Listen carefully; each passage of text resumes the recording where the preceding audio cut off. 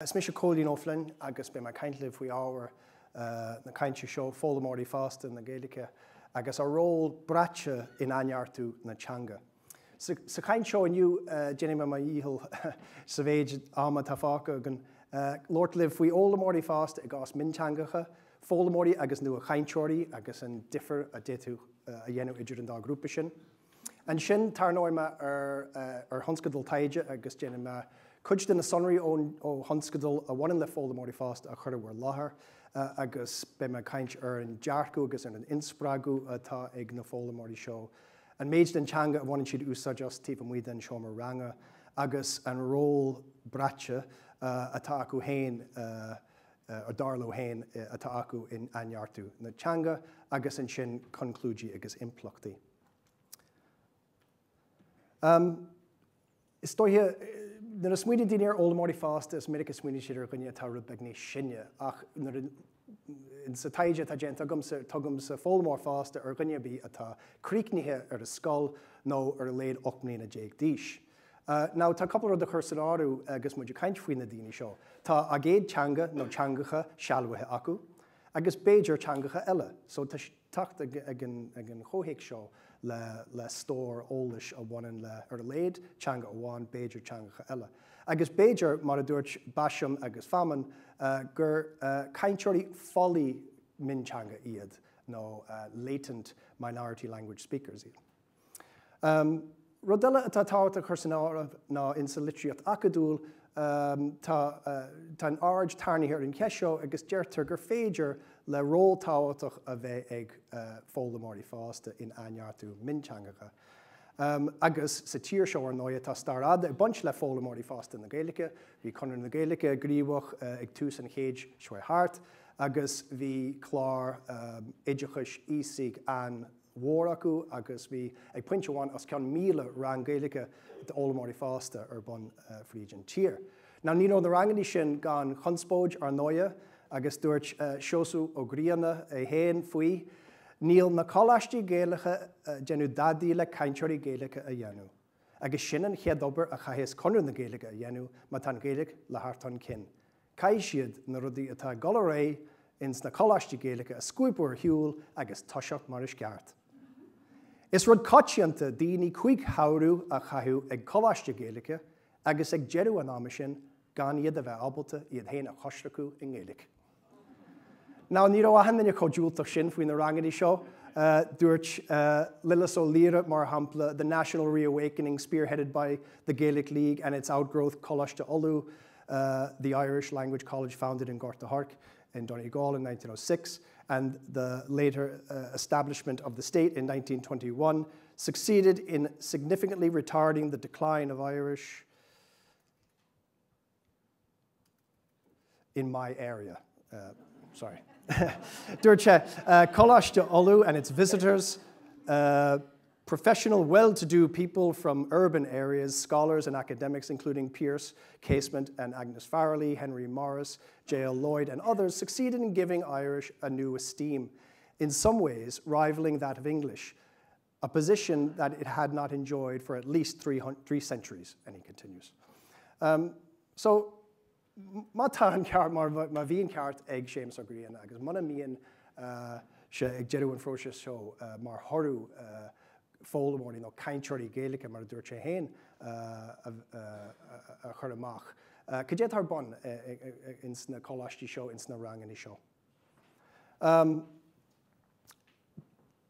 Well, raibh mar rais go dtí an stratéis fiche bliain agus deirtar ar lehanach a sééig, gohfuil sé mar aim sa fallaí tiilú deisina de rií fásta ar simló an teangaí a ólam nó curlan a gomas Gaeilge a Lort. Jennifer chlár fólam a Gaeilge a bheith creidúnithe de rií fásta agus Jenny freastal ar gach levéil mar an chlár fólama teanga náisiúnta comhaontithe. Well ar nóia tá réimse bhád níos lenne comhéic na fólama an inisna mar a bhí in aimsir I riana. Tá soláirthaí éagsúla an tá chun na Gaeilge táirta go fáil ach ar nóia tá géalchultar, géallinn, géalteanga agus soláirthaí eile an. Tá cuasaí tomideachais de ólamóirí fásta ar fáil ag go dhór na cantar Gaeltachta.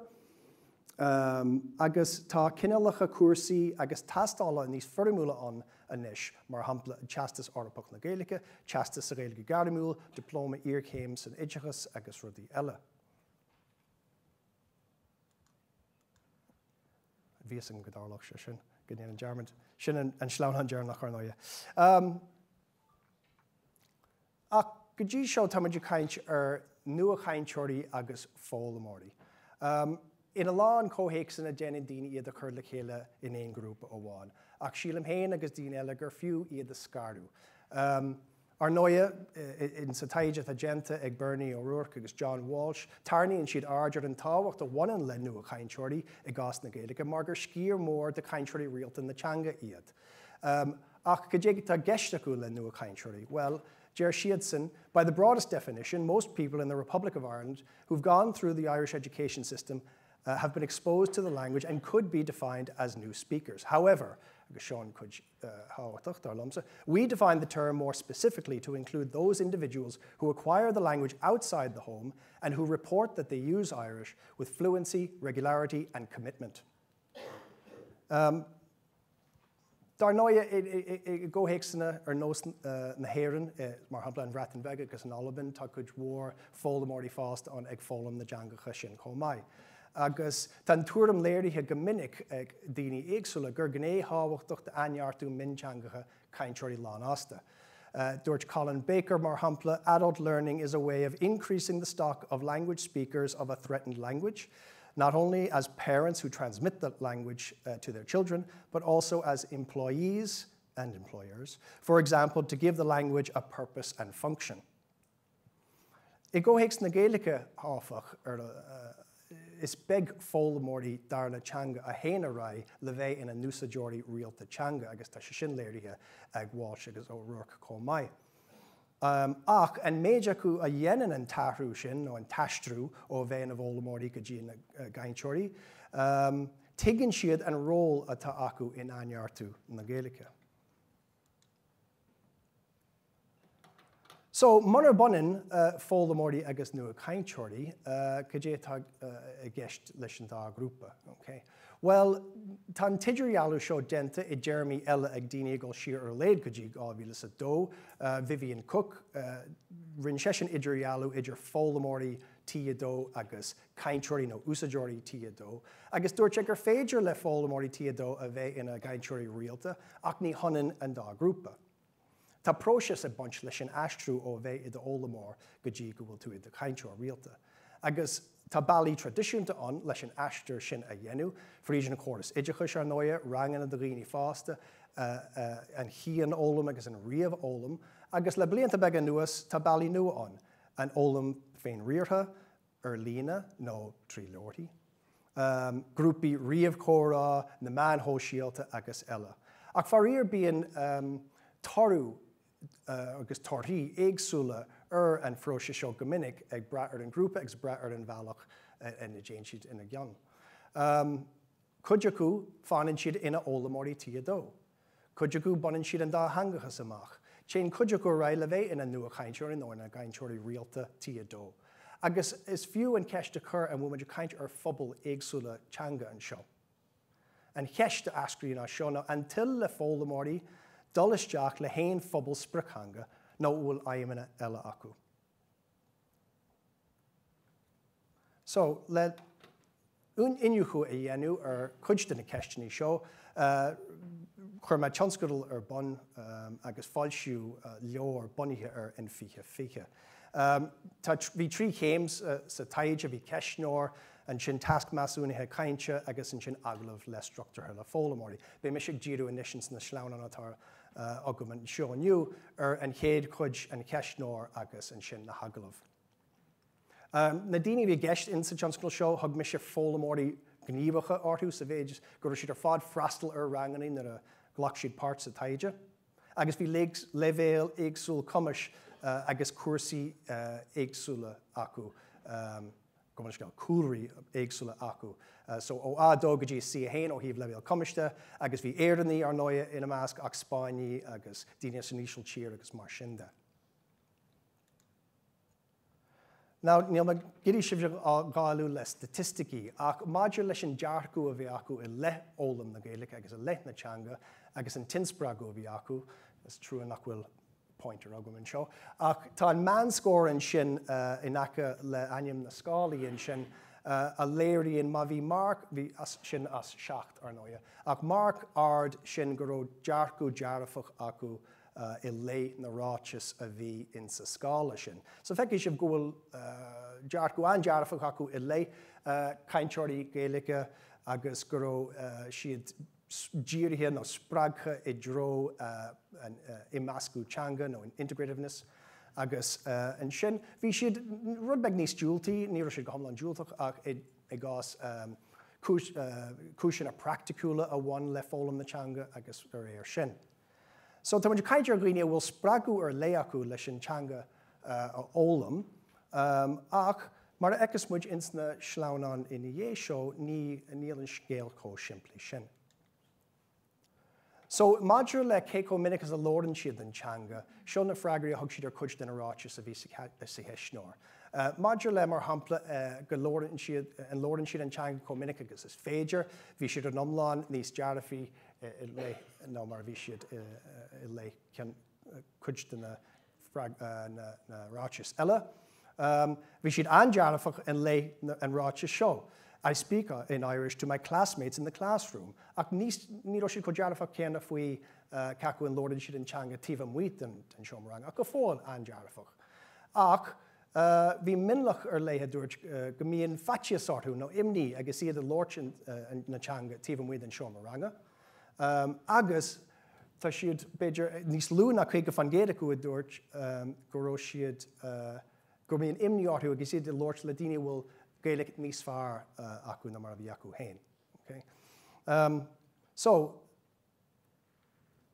an sin ins na haglah na curú ceistartú faoin na sprucanna generálta bhí acu. Ar an omláin, ba bhíon leis na fólamóirí seo levéal ard cumis ó bhain seamach sa Gaeilge. Béidir go dtí levéal an cainteoir a dúchais, ach léirí siad áras faoin na gcumas sin a dhéanú mar ólamóirí lán ásta. So, mar a dúirt an chead duine an sin. I don't think it's possible for a flat jackeen to ever sound like a native speaker. You can get near it, but you'll never sound like the real thing. Agus dúirte Daniela, I would have decided long ago that sounding like a native speaker will never be possible. And I doubt that it can be achieved by anyone other than somebody who grew up in a nearly complete Irish environment. Maidir leis na deisina bhí acu leis an teanga úsáid tíomh muid an seomranga, bhuí go leor na fólamóirí seo nach mííon mór an deisina acu an teanga a lórt, tíomh muid an seomranga. Nes cimnigí go ruirt siad ar an cheisneoir go núsáidann siad an teanga có minic agus is féidir lo. Ach nar a curú ceistarthú mar hampla céhiad na daoine a míonn tú a gúsáid na teanga lo, deir siad rudaí mar seo. Just one person who is an Irish teacher. She'd be a friend of my mother's, and she's not a native speaker, and her Irish is very learned. No, not really. It's mostly passive, listening to Irish television or listening to the news in Irish, etc. So, Béidir go raibh siad go raibh an írinne acu nar a dúirt siad go núsáideann sin Gaeilge có minic agus is féidir lo, ach ní bhíonn na deisina seo acu. So gneallar na deisina, aspa deisina le fíor cumarsáide dhéanú, chéan fólamóirí áirithe I drón na man le chiú in cura áil le húsáid a bhaint as a good skill an teanga. So dúirt an duine seo, yeah, I do always, I check what's on TG Cahir. Occasionally I try to watch the news and improve my Irish, agus mar sin de. So cé go bhfuil siad a caiú go leor dua leis an teanga a ólam, bhuí go leor den na fólamóirí seo nach mííon deisina acu an teanga a lórt tíomh muid an seomranga. So, maidir le cuasaí féinúlachta agus grúpa nó grúpaí le na manan siad, curú ceistarthu faoi cacu an raithan siad gur build éon grúpa ar léiad na lóran siad Gaeilge. Dúirt an chuid is mó acu grúpa éireannach nó grúpa cainteoirí Gaeilge, ach bhí cuid acu a dúirt gur bhain siad le grúpa fólamóirí. Thug níonar as trochas a hain, freagaí mar seo ar an ceist. Oh yeah, enthusiastic wannabe Irish speakers. Not so much the Connemara or the Kerry or the Donegal speakers, but the Dublin or areas like that. The enthusiastic speakers who want to speak the language but are not fluent in it. And I'd be very aware that I'm not a native speaker. Oh, of course, learners. I'd be ambitious. I know where I want to get to, but I'm not there yet. Agus dúirtin duine dearnach so list to show, yes, I feel I'm in a club, but don't feel like I'm quite a member yet. So, le tilu inniu a dhéanú na ceistní seo, tá mis go láidir den tuairim gur gá dún meown na bhólamóirí seo a hiiscint níos fearr. Agus tá mis den tuairim gur cheart dúine an drám tá pléile cuasaí taide, díú ceist seo an éon íhá tí a dóra, the L2 self-image. Okay, seo an íhá atá ag duine dó nó dí hain, faoi láthair agus tochaí agus an ról atá ag an darna teangas an íhá sin. Agus an darna crat becheart dún Beiidir úsáidir bhaint just níos minicí ag óhéics na Gaeilge agus minteangacha eile ná affordances nó deisina. So deisina atá sa timpolacht chun an gníomh nó iompar lei a chur i Gríoch. Agus mar a dúirt Gibson sílam, níl deis an go naithnítar é. Mana bhecinn tú na deisina atá sa timpolacht agat ní féidir leat teachta dír orthú. So, mar conclúidir seo, sta súsam goma in am, dar nó atá fólamóirí an cainteoirí rialta Gaeilge iad. Sin iad na nua cainteoirí a mí muidir cainteoirthú go minic. Ach bíon méid áirithe fólamóirí an nach míonn sé mar aim acu immascú le pobl tradiisiúnta Lortha na teanga. Agus de bhar a leibhéal ratha cumis, ní bhreathan fólamóirí áirithe go maineann siad le pobl Lortha na Gaeilge go fóil. Is fólamóirí iad ach sin an grúpa le na maineann siad. Now, ó híh plán ála teanga de, be ról táach ag cainteoirí tíadó fólamóirí fásta san áireamh, in éon stratéis a bhfuil sé mar aimimeicí cainteoirí rialta na Gaeilge a bhéadú. Agus mar gheallar sin is gá na gnéithí sin de ólam na teanga a bhaineann leis sin féin a chur san áireamh agus clár na cuasaí a bláináil ó híh spruchmhúnlaí cainte, cóhéic san na féidirithe, sin domains of use, agus no inmhíonithe úsáide. Agus becheart cuidú le fólamóirí, deisina úsáide teanga, no the affordances ar an cainteoirthú, atá ag teacht lena míanta a aithint, a chócrothú agus a hapú. Gur míle maigah.